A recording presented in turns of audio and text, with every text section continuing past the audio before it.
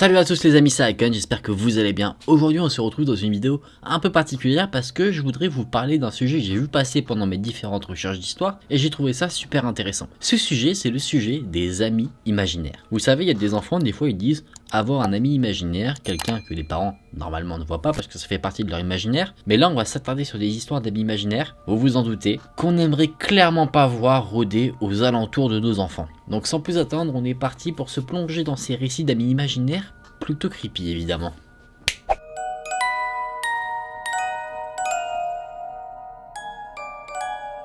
Quand j'avais 4 ans, ma mère et moi avons déménagé dans une maison du temps des colonies. Une maison qui avait été bâtie dans les années 1800. Ma mère avait toujours un sentiment assez étrange vis-à-vis de cette maison. Et il y avait dans la cave une partie un peu brisée sur les briques, on n'a jamais su pourquoi il y avait ça. Ma mère m'a dit que peu de temps après qu'on ait emménagé dans cette fameuse maison, j'ai commencé à avoir un ami imaginaire. Un jour, tout d'un coup, je lui ai dit que j'allais jouer avec une petite fille du nom de Jenny. Ma mère pensait que c'était juste une face que j'avais et du coup elle n'a pas donné à ce moment-là plus d'importance que la normale à ça. Je lui ai dit que Jenny voulait que j'emmène le chat dans la cave pour qu'elle puisse jouer avec. Ma mère m'y a autorisé, j'ai donc laissé le chat aller dans la cave, chose que normalement le chat n'avait pas le droit de faire, et le chat n'en est jamais revenu. Ça a littéralement terrifié ma mère. Quelques jours plus tard, j'ai dit à ma mère que Jenny voulait que moi-même je descende à la cave. Ma mère, se rappelant de ce qui s'était passé avec le chat, a littéralement refusé que je descende dans la cave. Elle m'a dit de monter me coucher à la place, ce que j'ai fait. Quand je me suis réveillé, j'avais des griffures sur le bas de mon dos et sur mes jambes. Ma mère a décidé de rechercher un petit peu sur l'histoire de la maison. Elle avait toujours ce mauvais pressentiment vis-à-vis de l'endroit où on vivait. Et dans ses recherches, elle a trouvé une vieille photo de la maison et de la famille qui y vivait. Elle a ramené la photo à la maison et m'a demandé si je reconnaissais une des personnes sur la photo. Il y avait 7 petites filles et sans hésitation aucune, j'ai pointé une des petites filles de l'image. À l'arrière de la photo, il y avait le nom des filles présentes justement sur l'image et l'une d'entre elles se prénommait Jenny. Ma mère était terrifiée parce que dans ses recherches, elle a vu que la fameuse Jenny était un jour descendue dans la cave et n'en était jamais revenue. La famille ne l'a jamais retrouvée et a ensuite déménagé. Après que j'ai identifié Jenny sur la photo, c'en était beaucoup trop pour ma mère. Elle ne pouvait pas supporter encore plus que ça cette situation. On a déménagé et trouvé un autre endroit où vivre. Et c'est quand j'ai eu 18 ans que ma mère m'a raconté tout ce qu'il s'était passé. J'ai toujours des frissons quand je repense à ce que j'ai vécu quand j'étais plus jeune. Quelle affaire! Quelle affaire! En fait, c'était pas du tout un ami imaginaire, c'était un fantôme. Et ce qu'on pourrait supposer, c'est que la jeune Jenny se trouve derrière les murs, peut-être les murs brisés de la cave. Qui sait? Peut-être qu'on pourrait découvrir ses ossements. Ça, c'est pas impossible. Mais du coup, la question qu'on peut se poser, c'est que s'est-il passé à l'origine quand Jenny est descendue dans la cave? Qu'est-ce qu'il y avait dans cette cave pour que Jenny s'y retrouve enfermée à jamais? Ça, c'est un mystère, mes amis. Je compte sur vous pour justement me dire vos plus belles théories sur cette affaire-là, parce que là, franchement, je sèche un petit peu. Ce que je pense là comme ça, c'est qu'il y aurait eu un fantôme de base qui aurait attaqué la jeune fille. Mais je vois pas trop d'autres choses qui auraient pu se passer. Peut-être la famille qui l'aurait assassiné et qui aurait du coup masqué sa mort. C'est possible. Je sais pas du tout en fait.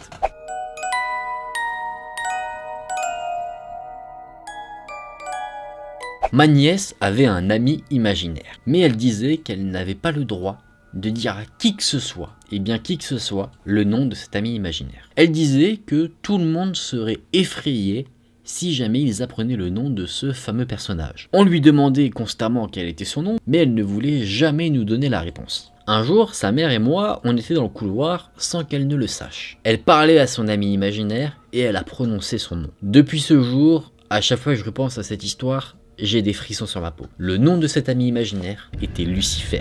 Est-ce qu'il y a mieux comme ami imaginaire que le diable en personne? Je pense que oui. En tout cas, ça fait plutôt flipper, hein. Tu te dis ton enfant il a un ami imaginaire et puis l'ami s'appelle apparemment Lucifer, je pense qu'il faudrait faire un petit peu attention.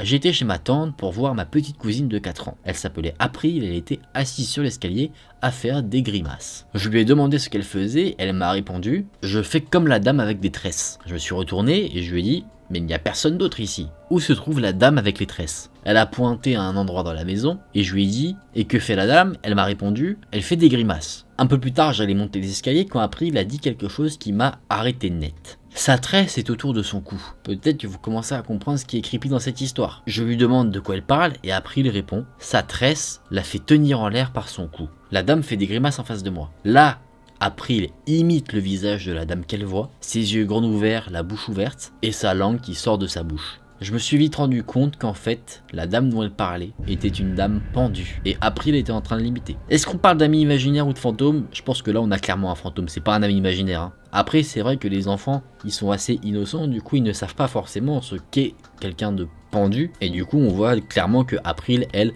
a pris ça pour une femme qui fait des grimaces, elle ne sait pas discerner justement la fameuse corde autour du cou, elle a pris ça pour une tresse. En tout cas, quand Agnès te dit ça, je pense que les petits frissons ils sont là, n'est-ce pas?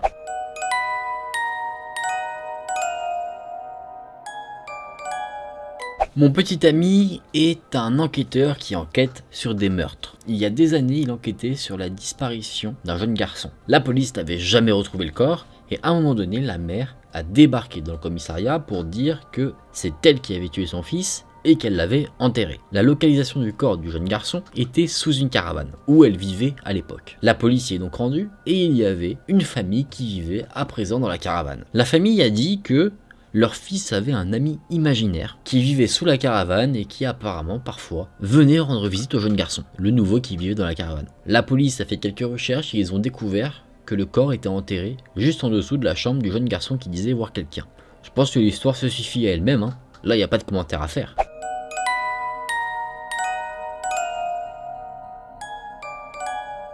Quand ma fille avait 3 ans, elle avait un ami imaginaire du nom de Kelly. Cet ami imaginaire vivait dans son placard. Ma fille disait que Kelly jouait avec elle et qu'elle s'asseyait dans une chaise à bascule pendant qu'elle dormait. 2 ans plus tard, je regardais un film d'horreur avec ma fille, à 5 ans. À 5 ans, regarder un film d'horreur, je pense que c'est pas le truc le plus conseillé. Et à un moment, ma fille a dit « ça ressemble à Kelly ». J'ai répondu « Kelly qui ?» Elle m'a répondu « tu sais Kelly, la fille morte qui vit dans mon placard ». Et ouais, si un jour vous avez une fille et qu'elle vous dit ça, bah j'aimerais pas être à votre place.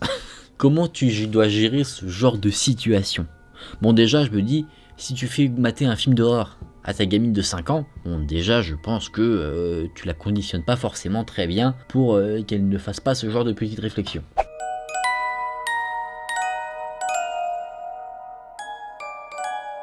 Quand j'étais encore un bébé, ma grande sœur, Julia, avait un ami imaginaire du nom de Jessica. Elle disait que quand Jessica était en colère, ses yeux devenaient verts et que sa voix devenait très grave. Cette fameuse Jessica a été l'amie de ma sœur Julia pendant longtemps. Après un moment, mes parents ont commencé à croire que la maison dans laquelle nous vivions était hantée. Je le comprends, parce que pour le moment, toutes les histoires d'amis imaginaires qu'on a eues, c'était des cas d'un peu de fantômes qui étaient là, qui étaient dans le coin. Une nuit, ma mère m'a mise au lit et j'ai commencé à pleurer. Ma mère a essayé de me réconforter, mais je continuais de pleurer en pointant un coin de la pièce. Ma sœur a débarqué dans ma chambre, a regardé dans le coin de la pièce dans lequel je pointais et a crié « Jessica, arrête !» Et là, tout d'un coup, j'ai arrêté de pleurer. Et Julia a dit « Parfois, Jessica aime mettre des masques effrayants et faire peur aux gens. » Ma mère, assez surprise et apeurée de la situation, a dit « Dis à Jessica que si elle ne peut pas être gentille, elle ne pourra pas rester. » Plus tard, ma sœur a grandi et elle a arrêté de mentionner le nom de Jessica. Des années plus tard, ma jeune sœur Abby est née. Elle a commencé à apprendre à parler et elle a dit à ma mère qu'elle avait un ami que personne ne pouvait voir. Ça pue. Elle disait que son ami imaginaire avait des yeux qui devenaient verts quand elle devenait en colère. Ma mère lui a demandé comment se nommait cet ami imaginaire, ce à quoi ma jeune sœur a répondu. Elle s'appelle Jessica. Là, je pense qu'on n'a plus d'amis imaginaires. On a encore une fois un fantôme. Ça c'est clair et net, j'ai pas besoin d'avoir un EMF pour le deviner, je pense que vous non plus, je pense que si vous voyez une Jessica maintenant vous allez la fuir comme la peste, ne faites pas ça, toutes les Jessica ne sont pas des fantômes qui veulent vous faire peur, soyez gentils. Par contre, si quand cette personne-là est énervée, les yeux deviennent verts, là je vous dis méfiance. Vous pourrez cocher sur votre petite liste de choses paranormales, yeux verts et commencer à partir en courant.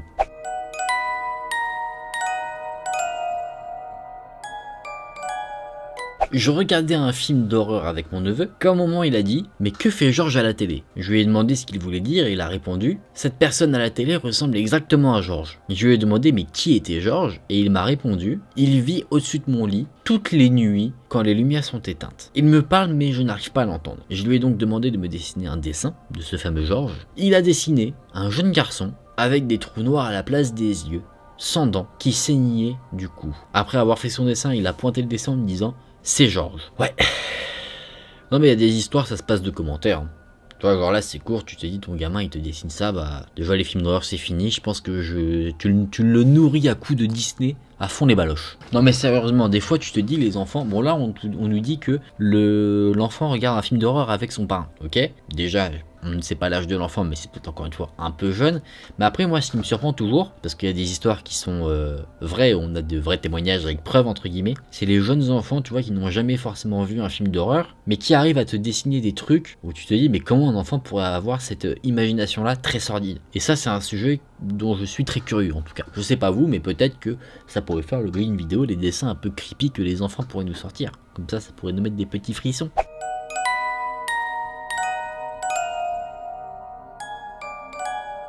Bon là on va redescendre un peu en termes de creepy. Mon petit frère avait un ami imaginaire du nom de Tuna. Il disait que cet ami imaginaire avait la taille d'un dé. Et à un moment donné, il a totalement arrêté de parler de cet ami imaginaire. On lui a demandé mais il est passé où ton ami imaginaire? Et il a répondu je l'ai mangé. Je pense que son fameux ami imaginaire c'était une punaise ou une fourmi ou un truc comme ça. Et qu'il l'a bouffé, tout simplement.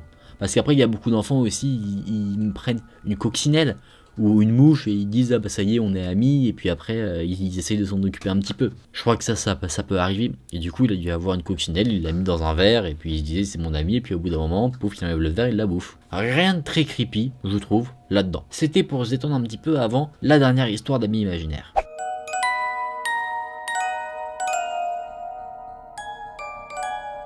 Ma fille avait plusieurs amis imaginaires dans sa jeunesse. Ils étaient appelés Dodo, Ghana et le Mal. Oui, un des amis imaginaires s'appelait le Mal, The Evil. Ils sont sortis de nulle part quand elle avait 3 ans. Et ça a d'abord commencé avec Dodo et Ghana. Et quelques mois plus tard est arrivé le troisième ami imaginaire, celui qui a le nom le plus creepy, The Evil. Et en fait ça me terrifiait.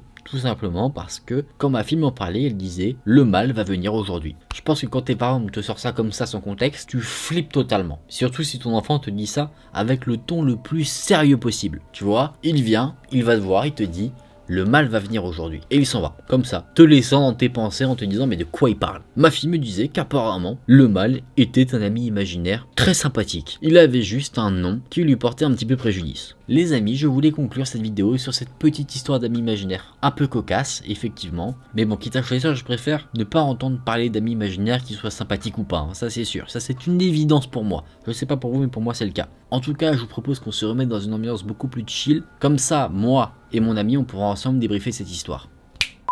Ah, les amis imaginaires. Non, c'est pas vrai, hein, j'ai pas d'amis imaginaires ici. En fait, il est là. C'était des histoires assez originales, je trouve. Moi, j'en ai pas mal appris sur les amis imaginaires. Je savais pas du tout comment ça se manifestait vis-à-vis des enfants. En fait, ça se manifeste concrètement comme un fantôme. Hein. Et généralement, dans les histoires qu'on a vues, c'était concrètement des fantômes. En tout cas, c'est ce que je pense. Pour certains, on en est sûr, d'autres un peu moins. Mais bon, dans tous les cas, c'est quelque chose que moi je trouve pas du tout rassurant, alors que les enfants, eux, ça ne les choque pas du tout. Et je pense que même dans la réalité, les enfants qui ont un ami imaginaire, sauf si physiquement ils ressemblent au diable, par exemple, ils sont pas du tout choqués. Et ça, je pense qu'on peut mettre ça sur le coup de leur innocence un petit peu. Les amis, j'espère que cette vidéo vous aura plu. Si c'est le cas, n'hésitez pas à liker la vidéo et à vous abonner à la chaîne. On se retrouve très vite dans une prochaine vidéo. Salut!